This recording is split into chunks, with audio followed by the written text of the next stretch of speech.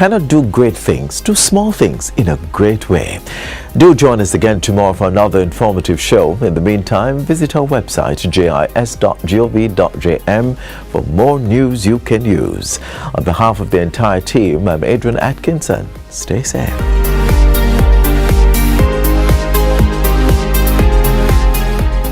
This has been a production of the Jamaica Information Service, the voice of Jamaica.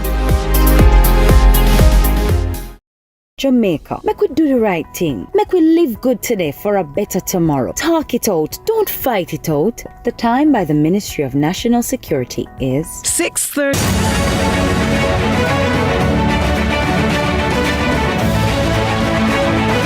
Join us next week when we conclude our discussion with Dr. Chambers on his success in the Tourism Enhancement Fund's Special Tourism Innovation Incubator Program and how he has been able to turn his innovative idea into a successful business.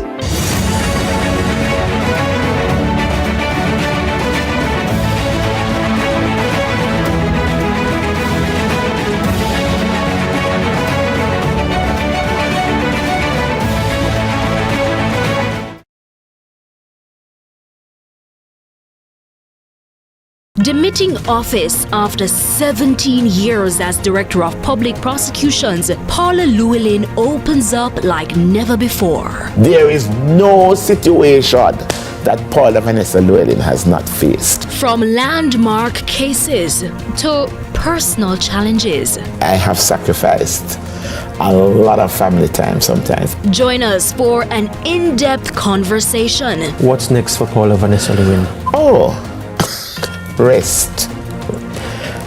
For there a few whispers weeks. that you may be the next Attorney General are being considered for that. Do you deny any truth to that? Do you deny any truth to that? Dennis. That's Lead Story Prime this Tuesday, September 23 at 8 p.m. right here on CVM TV and streaming live on YouTube.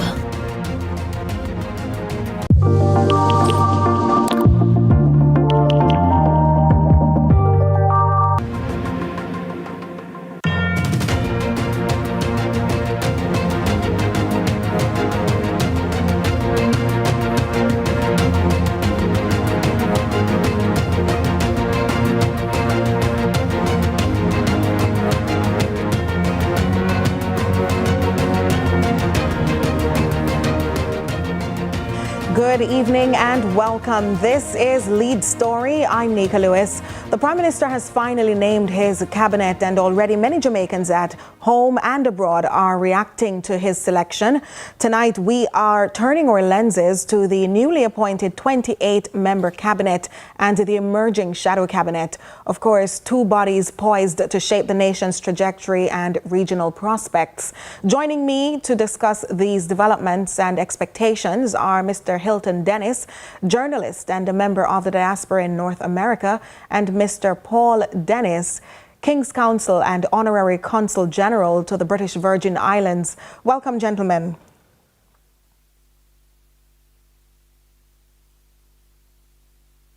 All right, Mr. Dennis, Hilton. Sorry, my mic was muted. Thanks for having me. Good evening to you and your audience. Thank you so much.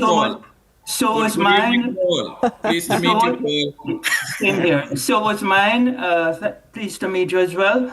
And just for clarification, yes, the fact that we share last names is purely coincidental. Purely coincidental, but a very, very good coincidence. Indeed. What I'm certain is not coincidence is that maybe your views will vary a little or they may collide. Let us see. So I'll start with you, Mr. Hilton Dennis. As a member of the diaspora, we know that many times we discuss things and it is oftentimes seen as just about what's happening in Jamaica, how it's impacting the diaspora itself. But what were your initial thoughts when you looked on and saw 28 of 35 members of parliament being appointed to Andrew Holness's newest cabinet? Okay, so as I understand governance, the running of a country, there are things that people are expressing surprise about that I am not surprised about. I don't think that Jamaica has been governed adequately, right? The capacity that is needed to govern the country, right? What government has responsibility, oversight for needs a certain capacity. And, the people have not been orientated to understand, right, the scope of the responsibility and the capacity that is needed to address it. So I am not surprised. It could have been the whole 35 in the cabinet, as far as I'm concerned, because of what is involved. The government is held accountable for everything. The government is blamed for whatever goes wrong. And there are a lot of functionaries that they are responsible for who are overlooked in terms of the role they play in things not going the way they should go. And they're paid more than those who supervise them, which for me is something that has to be corrected, has to be addressed. And, it's a national understanding that is required of why this has to be so. You cannot have that imbalance. That's my opening comment. Well, Casey, I want to bring you in because you must have had some initial considerations when you heard of the size of such a cabinet, and also to see where some of these critical figures were placed.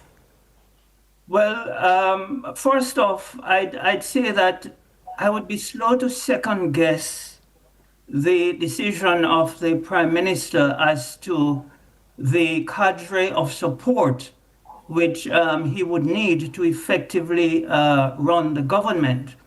And yes, it is so that at first blush, one might legitimately have had the thought, wow, this cabinet seems to be really overloaded. But I think at the end of the day, the proof of the pudding is in the eating. And it is going to be a question of whether or not the cabinet, whatever its size, functions effectively to address the needs of the people of Jamaica, both at home and in the diaspora. So I would be more concerned about how the cabinet functions and how effectively the various ministers and junior ministers discharge their mandate. And if they do that effectively so that we are getting value for the money, yes, which obviously they're going to be paid, then I do not think that anyone would have any complaint. Understood. Well, with that, we take a quick pause on this conversation. We'll pick it up with some Caribbean and CARICOM integration and trade talk right after. Stay with us on Lead Story.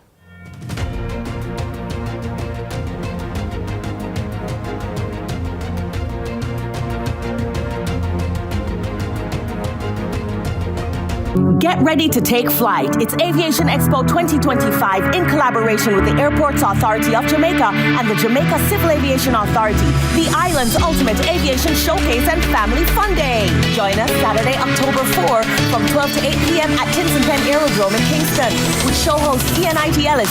And guess what? It's free. Plus, the JCAA and JDF will be recruiting.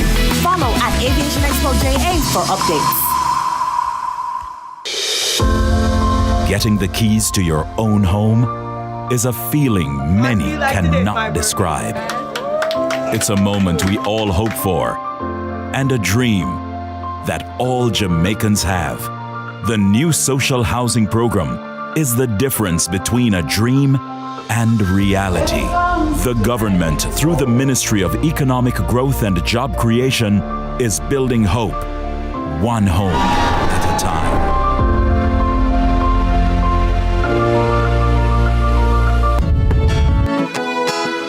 For Jamaica.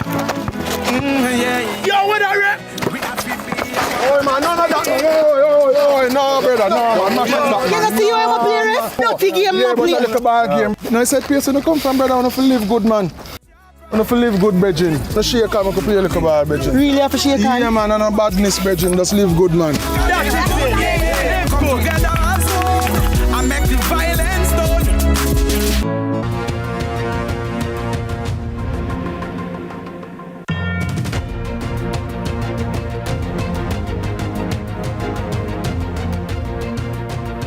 Welcome back to Lead Story. We are talking with journalist Hilton Dennis and a member of the diaspora in North America, as well as King's Counsel and Honorary Consul General to the British Virgin Islands, Mr. Paul Dennis. Gentlemen have been discussing with me the Jamaican cabinet recently announced, as well as prospects and expectations in regional integration and diaspora. So, gentlemen, before we went to the break, we sought initial interactions and expectations or reactions to the cabinet that was announced. And now we want to take it a little further, because you've said it's not so much about the size that should be the talk of the town, but rather what the work that these members will be doing will look like. We want to talk a little about CARICOM and trade, because Jamaica is in a critical spot. We're looking at things like the matter of Haiti. We're talking about trade agreements and ensuring that the region is poised to take on so many changes, including artificial intelligence, healthcare, all these major issues. Is this cabinet fit for purpose? That is where we want to talk and reflect upon. Will it be about the lived realities of all Jamaicans and not just the technocrats? I'll begin with you, Hilton Dennis, because I like to pick on you. So I'll start with you. Are we expecting too much at this point in terms of what the cabinet should be offering in the region? And will this cabinet ideally reflect the realities of all and not just technocrats?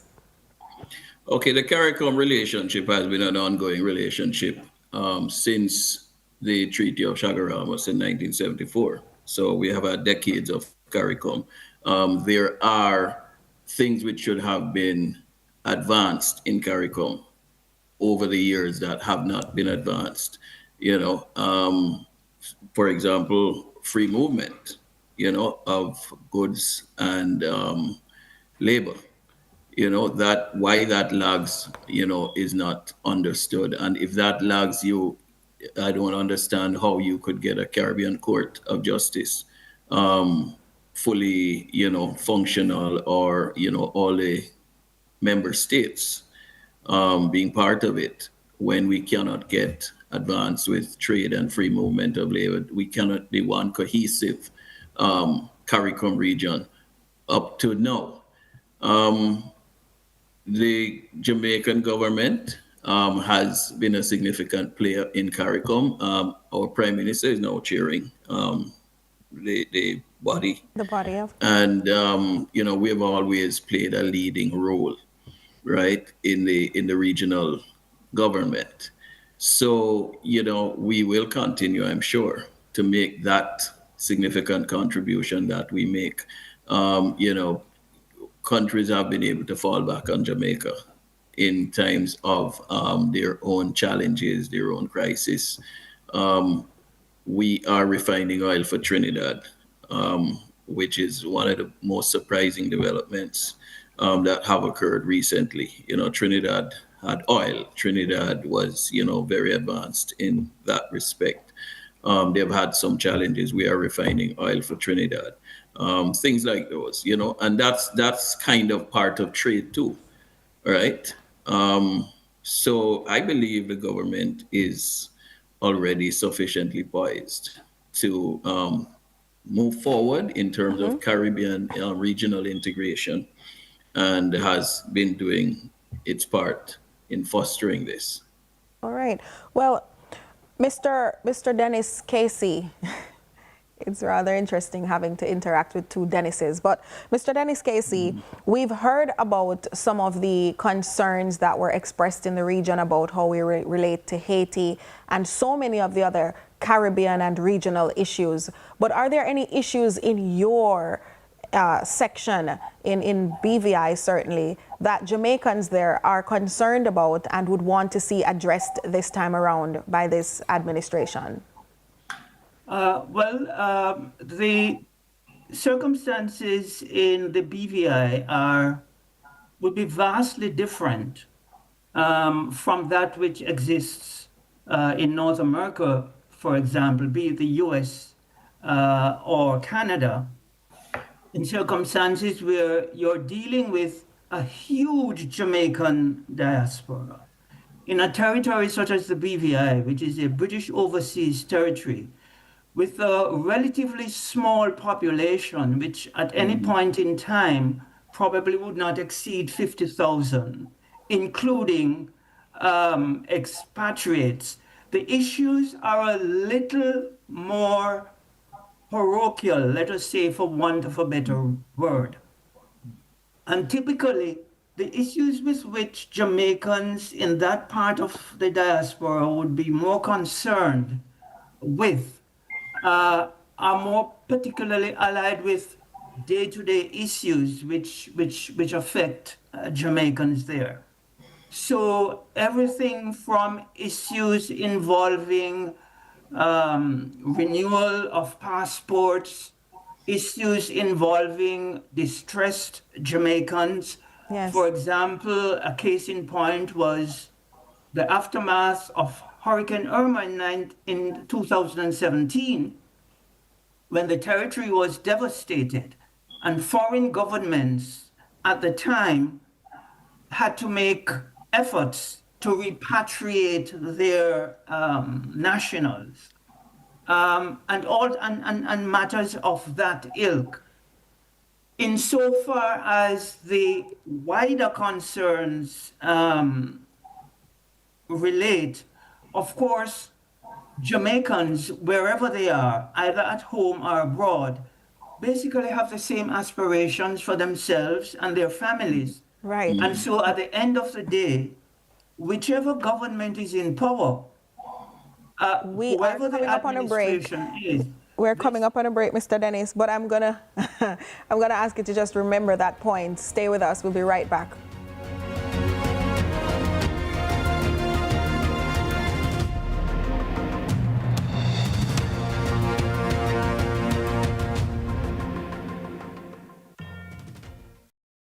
Millions of people are attacked by harmful mouth bacteria.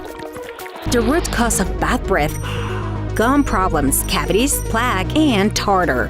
That's why Colgate combined the best science and technology in Colgate Total. Unlike others, its superior formula fights bacteria and creates a powerful protective barrier for up to 24 hours to prevent them from coming back. Take control of your oral health with Colgate Total. Every day starts with care. Care that's always close. Supermed Family of Pharmacies is where you go for everything you need. From your morning routine to life's biggest moments. Supermed Family of Pharmacies is always by your side. Whether it's prescriptions or household essentials, trust the care that's close to home. Super happy, super healthy, Supermed. Get ready to take flight. It's Aviation Expo 2025 in collaboration with the Airports Authority of Jamaica and the Jamaica Civil Aviation Authority, the island's ultimate aviation showcase and family fun day. Join us Saturday, October 4 from 12 to 8 p.m. at Tinson Penn Aerodrome in Kingston with show host Ian I.T. Ellis. And guess what? It's free. Plus, the JCAA and JDF will be recruiting. Follow at Aviation Expo JA for updates.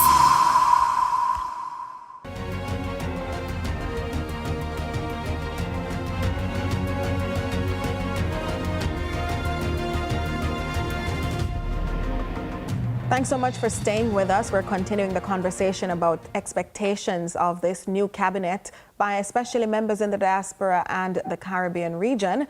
We are talking with journalist Hilton Dennis, and he's also a member of the North American diaspora, as well as Mr. Paul Dennis, KC, Honorary Consul General to the British Virgin Islands. Before the break, the Consul General was sharing with us some of the deep-seated concerns from members of the diaspora in the BVI, and some of those he did say are very parochial, such as passport renewal, etc. So you may continue that point. Yes, Mr. Casey. I was ending my point by noting that Jamaicans everywhere, whether at home and abroad, basically have the same expectations and aspirations for themselves and their families, and expectations of government in providing the necessary support to ensure that their interests, wherever in the world they happen to be, are taken care of. And so at the end of the day, that is the concern. Are you functioning in a way which ensures that our interests are protected? And as long as broadly those interests are being met, then I think the diaspora would be happy. So again, it goes back to the very first point we made. It's all about performance. It's all about whether you're getting the job done. Right. Hilton Dennis, in terms of big ticket items and expectations at this point, not just as a member of the diaspora, but as a journalist, what are some of the issues that you believe must certainly be addressed for you to think that this cabinet was worth its while or our while? Okay, so I mentioned at the start capacity, all right, for the level of performance that is expected of the government. And for me, compensation comes before performance because this government is not a private sector for-profit corporation where you get bonus and stocks and that sort of thing, right? You're managing a country properly in the interest of all those who live in the country, but especially the taxpayers with costs, when you do not manage properly. And we get heavily into debt and that sort of thing, right? So one of the things I'm very concerned about is a pattern of dereliction by our regulatory agencies. We can complain about all kinds of things that are not done right, sanitation, public health, the health sector and so on. The financial sector has played a major role, right, in Jamaica's setbacks for the last 2-3 decades. That has been ignored, that has been overlooked. Everything to do with inflation, everything to do with the indebtedness of the country, everything to do with insufficient investment in infrastructure. The private sector has sucked all the capital for industry, for real industry, right? The financial sector, not the private sector. The private sector is a big omnibus business sector. And I want to see that dereliction address the regulation of the banking sector by the Bank of Jamaica, the securities dealers by the Financial Services Commission. They have been gelded.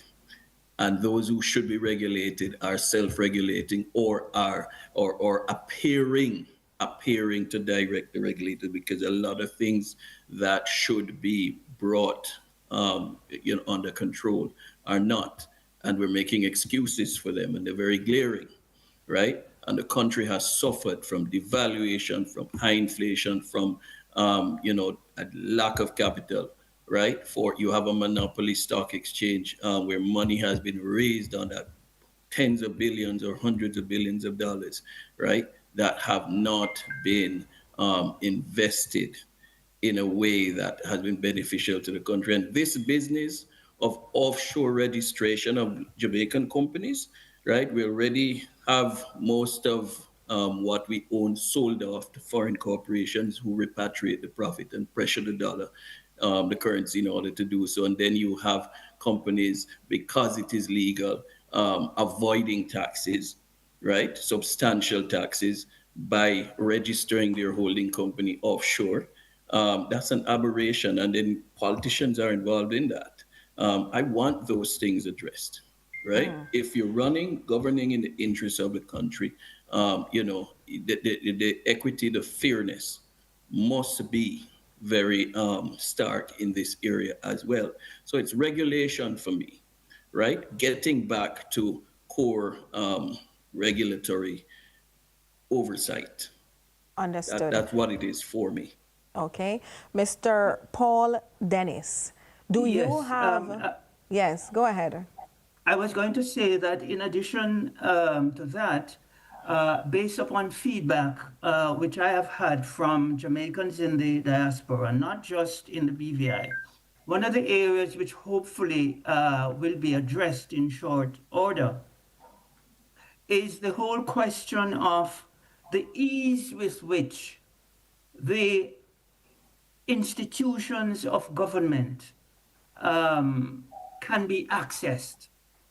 And very often, simple processes are stymied by bureaucracy and the difficulty in getting what one would ordinarily consider a simple procedure done.